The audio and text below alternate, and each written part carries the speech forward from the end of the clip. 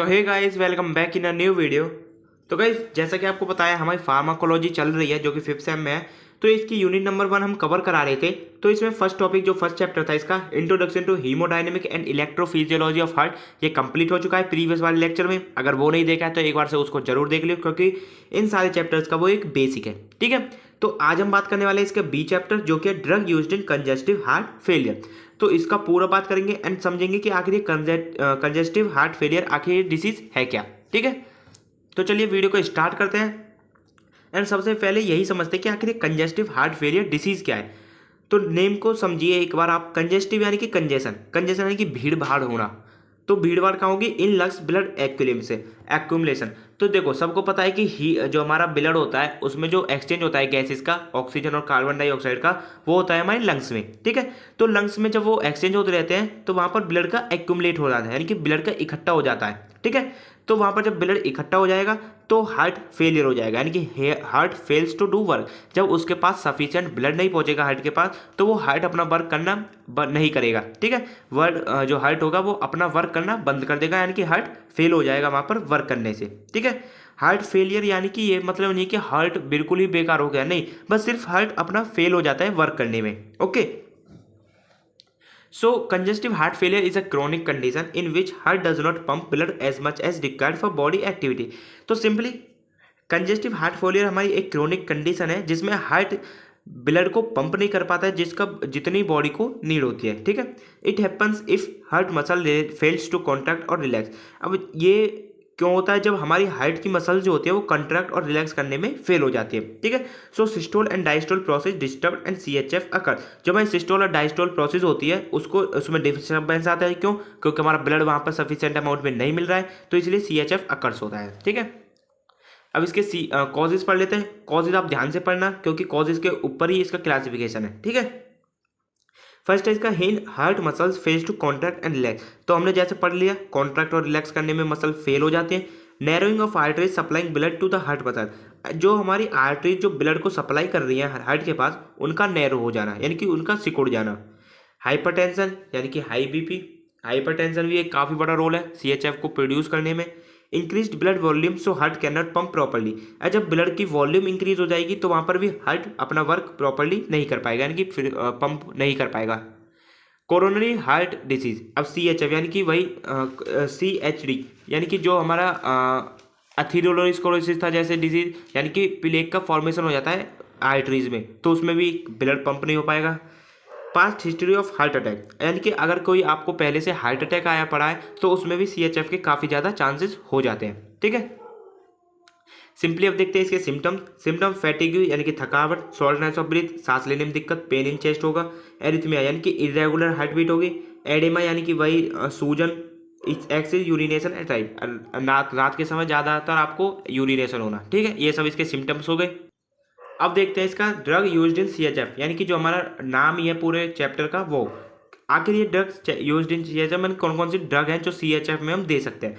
तो ये दो कैटेगरी में हमने क्लासीफाई करा है। पहला है positive inotropic drug and second है drug without positive inotropic effect. तो जो हमारे आइनोट्रोपिक वाली ड्रग रहेंगी वो सिंपली हमारा इंक्रीज करेंगी कॉन्ट्रैक्शन को, हार्ट की कॉन्ट्रैक्शन को। ठीक है, इसमें हमारी 3 कैटेगरी आती है। फर्स्ट है कार्डियक ग्लाइकोसाइड, जिसमें हमारी ड्रग आती है डायजॉक्सिन और डिजिटॉक्सिन। तो ये बहुत ही ज़्यादा इंपॉर्टेंट होने वाले हैं डायजॉक्सिन और डिजिटॉक्सिन, क्योंकि पेपर में यही आते हैं। ठीक है, मेनली पूछे गए हैं। सिंपली पूछ लेता है define pharmacology of digitoxin, define pharmacology of digoxin. ठीक है, तो मतलब इनकी हम पूरी फार्माकोलॉजी देखने वाले हैं। एंड सेकंड है फॉस्फोडाइस्टरेज PDE इनिबिटर, यानी कि PDE फॉस्फोडाइस्टरेज इनिबिटर, यानी कि जो इस एंजाइम को इनिबिट करेंगी ड्रग्स वो। एग्जाम्पल है इसके जैसे एमरियोन, मिलिरोनोन। ठीक है, थर्ड है इसमें बीटा एगोनिस्ट, जिसका एग्जाम्पल है डोपामिन एंड डोब्यूटामाइन। तो आगे हम सबकी बात करने वाले हैं, टेंशन ना लो। नेक्स्ट है इसमें drug without positive inotropic effect, यानी कि ऐसी ड्रग जो हमारी कॉन्ट्रैक्शन को, हार्ट की कॉन्ट्रैक्शन को नहीं बढ़ाएंगी, बट जो हमारी अदर प्रॉब्लम्स है उसको ट्रीट करेंगी। ठीक है, तो इसमें आती है नंबर 1 हमारी बीटा ब्लॉकर्स। तो बीटा ब्लॉकर्स वो आप पढ़ चुके हैं, बट अभी हम आगे देखने वाले हैं। तो इसके एग्जाम्पल है लाइक एटेनोलॉल और मेटेप्रोलॉल। देन आता है हमारा ACE इनिबिटर, उसमें लोरसार्टन और वालसार्टन। देन आते हैं हमारे डाययूरेटिक्स, उसमें फ्यूरोसेमाइड, थायाजाइड्स। एंड लास्ट है वैसोडाइलेटर्स, नाइट्रेट्स एंड हाइड्रोलेजिन। तो देखो, ये 2 कैटेगरी में क्लासीफाई कर रहे हैं। तो सबसे मेन जो इसमें इंपॉर्टेंट आता है एग्जाम में वो आता है कार्डियक ग्लाइकोसाइड से। ये जो डाइजॉक्सिन और डिजिटॉक्सिन है ये मोस्ट इंपॉर्टेंट है, आपको फोकस इन्हीं पर करना है, बट सबके बारे में भी हमको पढ़ना है। अगर मान लो टॉपिक आ गया ड्रग यूज्ड इन CHF तो आपको पूरा लिखना होगा, बट मेनली आ गया कि कार्डियक ग्लाइकोसाइड लिखिए या डिजिटॉक्सिन और डिजिटॉक्सिन के ऊपर लिखिए, तो वहाँ पर सिर्फ आपको कार्डियक ग्लाइकोसाइड के लिखने होगा, बट CHF का पूरा पूछेगा तो पूरा लिखना होगा। ठीक है, तो सबसे पहले हम अपनी फर्स्ट कैटेगरी जो कि कार्डियक ग्लाइकोसाइड है तो उसको देखते हैं। ठीक है, तो सबसे पहले बात करते हैं आखिर ये डाइजॉक्सिन और डिजिटॉक्सिन है क्या। सबको पता है डाइजॉक्सिन और डिजिटॉक्सिन हमारे कार्डियक ग्लाइकोसाइड। अब कार्डियक ग्लाइकोसाइड कौन से होंगे, यानी कि ऐसे ग्लाइकोसाइड जो हमारे हार्ट पर एक्ट कर रहे हैं। ठीक है, तो cardiac glycoside contain sugar and non sugar moiety which linked by glycosidic linkage. अब सबको पता है ग्लाइकोसाइड आप नॉर्मली पढ़ चुके हैं 4th सेम में भी और 5th सेम में भी, फार्माकोग्नोसी में भी मैंने पढ़ा दिया है ऑलरेडी, कि उसमें जो भी हमारा ग्लाइकोसाइड रहेगा उसमें 2 पार्ट रहेंगे, एक शुगर मोइटी एक नॉन शुगर मोइटी, एंड बीच में जो बॉन्ड होगा वो रहेगा ग्लाइकोसाइडिंग बॉन्ड। ठीक है, तो जो शुगर पार्ट होगा वो ग्लाइकॉन पार्ट होता है एंड नॉन शुगर ए ग्लाइकॉन। तो जो इसमें ए ग्लाइकॉन वाला पार्ट है उसका ही फार्माकोलॉजिकल एक्शन होता है हमारी बॉडी पर। ठीक है, अब इसका देखते हैं मैकेनिज्म ऑफ एक्शन। तो ये जो हमारी ड्रग है डाइजॉक्सिन और डिजिटॉक्सिन, इसका देखते हैं आप मैकेनिज्म। तो दोनों एक ही ड्रग है एंड दोनों हमको डिजिटलिस प्रोपोरिया प्लांट से मिलती हैं। ठीक है, तो these drugs directly works on the myocardium यानी कि muscle of heart and cause powerful contraction in heart by blocking sodium potassium ATPase pump. तो सिंपल इनका काम वही रहता है, सोडियम पोटेशियम पंप को एक्शन को उसके हुई ब्लॉक कर देना। ठीक है, पूरा समझते हैं पहले क्या होता है। तो देखो ड्रग ली हमने, इसने ब्लॉक करा सोडियम पोटेशियम एटीपेज पंप को, फिर जो भी फिर इससे क्या होगा, इंक्रीज सोडियम इंट्रासेलुलर लेवल। तो जब ये ब्लॉक हो जाएगा तो जो अंदर सोडियम है वो बाहर निकल ही नहीं पाएगा, जब वो बाहर निकल नहीं पाएगा तो उसका लेवल बढ़ जाएगा अंदर ही अंदर, यानी कि इंट्रासेलुलर लेवल इंक्रीज हो जाएगा किसका, सोडियम का। ठीक है, तो calcium enter inside the cell by exchanging sodium ion. तो देखो जब सोडियम बाहर जाता है तो वो कैल्शियम अंदर आता है, जितना ज़्यादा सोडियम बाहर जाएगा उतना ज़्यादा ही कैल्शियम अंदर आएगा। ठीक है, अब आपको पता है जब इंक्रीज हो चुका है लेवल सोडियम का अंदर तो बहुत सारा सोडियम बाहर निकलेगा एंड बहुत सारा ही कैल्शियम अंदर आएगा। ठीक है, अब कैल्शियम आकर स्टोर होता है साइक्रोप्लाज्मिक रेटिकुलम में, फिर वहाँ पर और ज़्यादा कैल्शियम रिलीज होते हैं क्योंकि ये तो स्टोर है ना, हमारे सार्कोप्लाज्मिक रेटिकुलम स्टोर है कैल्शियम का। फिर कैल्शियम अपना बाइंड करता है उसका ट्रोपोनिन C से, जो कि एक्टिन मायोसिन एक प्रोटीन कॉम्प्लेक्स है, मैंने आप ऑलरेडी पढ़ा चुका है मेडिकेम में। फिर वहाँ पर करता है कॉन्ट्रैक्शन एंड ट्रीट होता है वहाँ पर HCHF यानी कि CHF। तो देखो सिंपली डायग्राम से समझ जाओगे आप। यहाँ पर कोई भी हमारी मायोकार्डियम सेल की लेयर है, मायोकार्डियम लेयर यानी कि जो हार्ट की बीच वाली लेयर है। तो इसमें हमारा, इसको छोड़ो पहले इसको देखो, यहाँ पर है सोडियम पोटेशियम एटीपेज पंप। ठीक है, ये लिख रहा। तो यहाँ पर क्या होता है कि सोडियम बाहर जाता है एंड पोटेशियम अंदर आता है। जब पोटेशियम अंदर आएगा तो सोडियम बाहर जाएगा, बट जब हम इसको ड्रग को देते हैं ये वाली डाइजॉक्सिन और डिजिटॉक्सिन तो ये क्या करता है, इसी पूरे सोडियम एटीपेज पंप को ब्लॉक कर देता है। तो यहाँ पर ना ही तो पोटेशियम अंदर आ पाता है ना ही सोडियम बाहर जा पाता है। अब जब ये सोडियम बाहर नहीं जाएगा तो यहाँ पर इकट्ठा होगा एंड इधर एक साइड में होता है हमारा calcium sodium exchanger. Calcium sodium exchanger यानी कि सोडियम तो बाहर जाएगा और कैल्शियम अंदर आएगा। अब जितना ज़्यादा सोडियम बाहर जाएगा उतना ज़्यादा ही कैल्शियम अंदर आएगा। तो सबको पता है जब यहाँ पर ब्लॉक हो जाए तो सोडियम बाहर जा ही नहीं पा रहा है, तो जितना ज़्यादा एक साथ बाहर निकलेगा कैल्शियम वाले चैनल से तो ये बाहर निकला कैल्शियम अंदर आ जाएगा। ये हमारा साइक्रोप्लाज्मिक रेटिकुलम में स्टोर होगा, अपने बाइंड करेगा ट्रोपोनिन C से एंड कॉन्ट्रैक्शन वहाँ पर कॉज करेगा। ठीक है, सिंपल मैकेनिज्म ऑफ एक्शन है इसका। अब इसकी देखते हैं फार्माकोकाइनेटिक। ठीक है, it is given either orally और IV रूट।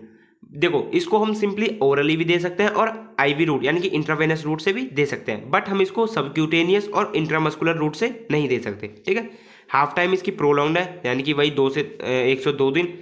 ओरल एब्जॉर्प्शन इसका थ्रू इंटेस्टाइन होता है, मेटाबॉलिज्म लीवर के द्वारा और एक्सक्रीशन किडनीज के द्वारा। ठीक है, थेराप्यूटिक इफेक्ट की बात करें इसका CHF में यूज हो रहा है and to treat cardiac arrhythmia, जो एरिथमिया यानी कि वही इरेगुलर हार्ट बीट उसमें यूज होता है एंड उसमें भी आर्टियल फिब्रिलाइजेशन एंड आर्टियल फ्लूटर। तो दो टर्म है इसको याद रख लेना, आर्टियल फिब्रिलाइजेशन इसमें इरेगुलर हार्ट बीट होती है हमारे एट्रियम की, और आर्टियल फ्लूटर में होता है हमारा रैपिड कॉन्ट्रैक्शन, जो हमारे ऊपर वाले चैम्बर है आर्टियम ऑफ वेंट्रिकल ऊपर वाले, उसमें रैपिड कॉन्ट्रैक्शन होता है। ठीक है, दो टर्म है ध्यान रख लें। साइड इफेक्ट देख लो इसके, side effect nausea vomiting headache anorexia insomnia, blood vision, fatigue and diarrhoea. Simple है, नहीं समझ में आया एक बार कमेंट कर देना, मैं बता दूंगा। अब नेक्स्ट कैटेगरी आती है हमारी फॉस्फोडाइएस्टरेज यानी कि पीडीई इनहिबिटर। तो ये ऐसी ड्रग्स रहेंगी जो हमारे इस वाले एंजाइम को इनहिबिट करेंगे। So these drug also increase the contraction of heart. ये वाली ड्रग्स भी हमारे कॉन्ट्रैक्शन करेंगी हार्ट के। एग्जाम्पल इसके एमरिनोन और मिलरिनोन। तो इसका मैकेनिज्म ऑफ एक्शन देखो, this drugs work by inhibiting phosphodiesterase enzyme 3। तो जो हमारा फॉस्फोडाइएस्टरेज 3 एंजाइम 3 है उसको ये इनहिबिट करेंगी। अब ये एंजाइम करता क्या है, तो this enzyme is responsible for converting CAMP to AMP। तो ये जो एंजाइम है ये हमारा CAMP यानी कि साइक्लिक एडिनोसिन मोनोफॉस्फेट को कन्वर्ट करता है AMP। ठीक है, अब जब ये हमारा PDE3 यानी कि फॉस्फोडाइएस्टरेज एंजाइम ब्लॉक हो जाएगा, इनहिबिट हो जाएगा, तो ये हमारा AMP में कन्वर्ट ही नहीं हो पाएगा CAMP, तो वहाँ पर CAMP की लेवल इंक्रीज हो जाएगी। अब CAMP की लेवल जब इंक्रीज होगी तो वहाँ पर कॉन्ट्रैक्शन भी इंक्रीज हो जाएगी। ठीक है, सिंपल समझिए, एक जो हमारा एडिनाइल साइक्लेज होता है उसके द्वारा ATP कन्वर्ट होती है हमारी सबसे पहले CAMP में। ठीक है, अब CAMP कन्वर्ट होता है हमारा AMP में किसकी मदद से, PDE3 की मदद से। एंड जब हम इसको PDE3 को ही ब्लॉक कर देंगे यानी कि फॉस्फोडाइएस्टरेज को ब्लॉक कर देंगे तो वहाँ पर हमारा हार्ट कॉन्ट्रैक्शन हो जाएगा। अब वो कैसे होगा आगे हम समझने वाले हैं ब्रीफ में। तो CAMP प्रोडक्शन करता है, एक्टिवेशन करता है प्रोटीन काइनेज का। अब प्रोटीन काइनेज का काम ही वो रहता है कैल्शियम का प्रोडक्शन करना। तो कैल्शियम प्रोडक्ट होगा वहाँ पर कॉन्ट्रैक्शन इंक्रीज होगी। ठीक है, तो सिंपली हम ये दो तरह से कन्वर्ट होता है, एक तरह के हम रोक रहे हैं। थेराप्यूटिक यूज इसके देख लो, हार्ट फेलियर में यूज होता है और लॉन्ग टर्म यूज नहीं कर सकते हम। एडवर्स ड्रग रिएक्शन इसके कार्डियक अरिथमिया हो सकता है, नोजिया वोमिटिंग हो सकता है, decrease number of platelets in the blood यानी कि प्लेटलेट्स भी हमारे कम हो सकते हैं इसकी मदद से, एंड सडन डेथ यानी कि अचानक से मृत्यु भी हो सकती है। नेक्स्ट कैटेगरी हमारी बीटा एंटागोनिस्ट, बीटा एगोनिस्ट यानी कि these drugs also increase the heart contraction bye binding with beta receptor present in heart muscle. तो ये तो एगोनिस्ट है, एगोनिस्ट सबको पता है यानी कि इंक्रीज करेंगी एक्शन को। तो सिंपली ये बीटा एगोनिस्ट हमारी बीटा रिसेप्टर पर जाकर अटैच होंगी, वहाँ पर बाइंड होंगी और उसके एक्शन को इंक्रीज कर देंगी। ठीक है, एग्जाम्पल इसका डोपामाइन, डोब्यूटामाइन। मैकेनिज्म ऑफ एक्शन वही होने वाला है, उस पर बाइंड होकर बीटा रिसेप्टर पर बाइंड होकर उसके एक्शन को और स्टिमुलेट कर देना यानी कि और बढ़ा देना। तो देखो जब बीटा रिसेप्टर पे हमारी बीटा एगोनिस्ट ड्रग बाइंड हुई तो वहाँ पर ये एक्टिवेट करेंगे एडिनाइल साइक्लेज एंजाइम को। अब ये एंजाइम करेगा क्या, ATP को कन्वर्ट करेगा CAMP में, CAMP एक्टिवेट करेगा प्रोटीन काइनेज को, प्रोटीन काइनेज हमारा कैल्शियम आयन बनाएगा और कैल्शियम आयन हमारा करता है कॉन्ट्रैक्शन। ठीक है, simple.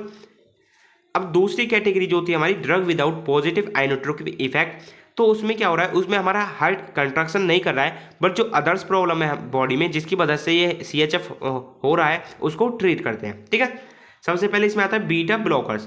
So these drugs work by blocking beta receptor and decrease high BP which is responsible for CHF। अब ये वाली ड्रग्स क्या करेंगी, बीटा ब्लॉकर्स, तो ये जो बीटा रिसेप्टर्स होते हैं उनको ब्लॉक करेंगी क्योंकि बीटा ब्लॉकर्स हमारे रेस्पॉन्सिबल होते हैं हाई BP के लिए। ओके, तो बीटा ब्लॉकर्स हमारे क्या काम करते हैं, ये भी हमारे ऐसे ड्रग होते हैं जो भी हमारे BP को डिक्रीज करेंगे। ठीक है, जब BP डिक्रीज हो जाएगा तो वहाँ पर हमारा CHF भी ट्रीट हो जाएगा। तो सिंपली बीटा ब्लॉकर हमारी ऐसी ड्रग होंगी जो बीटा रिसेप्टर पर जाकर बाइंड होगी और उसको ब्लॉक करेंगी। एग्जाम्पल मेटोप्रोलोल और एटेनोलोल। सेकंड है इसमें ACE इनहिबिटर्स, ACE यानी कि वही एंजियोटेंसिन कन्वर्टिंग एंजाइम। अब इसको ये वाली ड्रग्स इनहिबिट करने वाली हैं। तो गाइस इसके लिए आप सबसे पहले समझ लीजिए रास वाले सिस्टम को यानी कि वही रेनिन एंजियोटेंसिन एल्डोस्टेरोन सिस्टम। तो गाइस बहुत ही ज़्यादा इंपॉर्टेंट होने वाला है ये वाला सिस्टम क्योंकि पूरा आप यूनिट नंबर 1 में उसी सिस्टम को बार बार पढ़ने वाले हो। ठीक है, अब ये क्या होता है इसमें, सबसे पहले एंजियोटेंसिनोजेन होता है जो कि प्रोटीन होता है, लीवर से सिक्रीट होता है, वो रेनिन की मदद से कन्वर्ट होता है एंजियोटेंसिन 1 में। अब एंजियोटेंसिन 1 कन्वर्ट होता है हमारा एंजियोटेंसिन 2 में, उसकी की मदद से ACE इनहिबिटर यानी कि ACE की मदद से जो कि होता है एंजियोटेंसिन कन्वर्टिंग एंजाइम। अब ये जो एंजियोटेंसिन 2 है यही हमारा करता है सब काम, यही हमारा ब्लड वॉल्यूम को बढ़ाता है। जब ब्लड वॉल्यूम बढ़ जाएगी तो वहाँ पर CHF भी होगा एंड BP भी इंक्रीज होगा। ठीक है, तो हम क्या कर रहे हैं ACE इनहिबिटर्स दे देते हैं। तो ACE इनहिबिटर यानी कि ये एंजाइम ही बंद कर देते हैं, इसको ही इनहिबिट कर दिया तो ये एंजियोटेंसिन 1 है ये एंजियोटेंसिन 2 में कन्वर्ट ही नहीं हो पाएगा एंड वहाँ पर हमारा कोई भी कॉन्ट्रैक्शन नहीं होगा। ठीक है, नेक्स्ट ड्रग है हमारी डाययूरेटिक्स यानी कि वही ड्रग जो हमारी यूरिनेशन को बढ़ा देते हैं, यूरिन की प्रोडक्शन को बढ़ा देते हैं। एग्जाम्पल इसका furosemide and thiazide. And last drug है हमारी वैसोडाइलेटर्स। तो ये वैसोडाइलेटर्स नाम से ही समझ लो वेसल्स को डायलेट करने वाले, ठीक है। अब एग्जांपल इसके नाइट्रेट एंड हाइड्रालेजिन। तो सिंपली गाइज अभी हमारा कंप्लीट हो चुका है ड्रग यूज्ड इन CHF, तो ठीक है। तो इससे पहले भी जो हमारी वीडियो लेक्चर है उसमें भी हम इलेक्ट्रोफिजियोलॉजी और हीमोडाइनेमिक प्रोसेस को बता चुके हैं। एंड इस वाले लेक्चर में हमारा कंप्लीट हो चुका है ये CHF। एंड नेक्स्ट वीडियो में हम कन्वर्ट करेंगे यानी कि कवर करेंगे एंटी हाइपरटेंसिव एजेंट, ठीक है। एंड नेक्स्ट अदर वीडियोज आपने अदर सब्जेक्ट की नहीं देखी हैं तो एक बार से चैनल कर लेना, चैनल ऊपर जाकर, ठीक है। मेडिकेम एंड कॉग्निस हमारी ऑलरेडी स्टार्ट है एंड डन है हमारी 1-1, 2-2 यूनिट। तो मिलते हैं नई वीडियो में नए लेक्चर दिन, तब तक के लिए टेक केयर, बाय बाय।